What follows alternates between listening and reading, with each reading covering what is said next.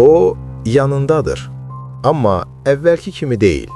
Danışırsınız, amma dərinlik yoxdur. Gülürsünüz, amma səmimiyyət hiss olunmur. Sanki aranızda görünməyən bir məsafə yaranıb.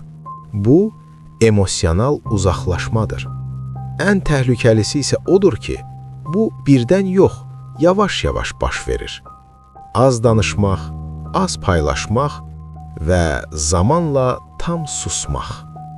Və sən düşünürsən, bəlkə sadəcə yorulub, amma həqiqət budur ki, insan uzaqlaşanda bunu hiss etdirir.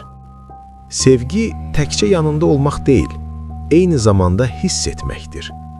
Əgər biri artıq səni hiss etdirmirsə, deməli aradakı bağ zəifləyib. Unutma, münasibəti məsafə yox, səssizlik bitirir. Psixoloq və münasibət üzrə mütəxəssis Kərim Kərimzadə.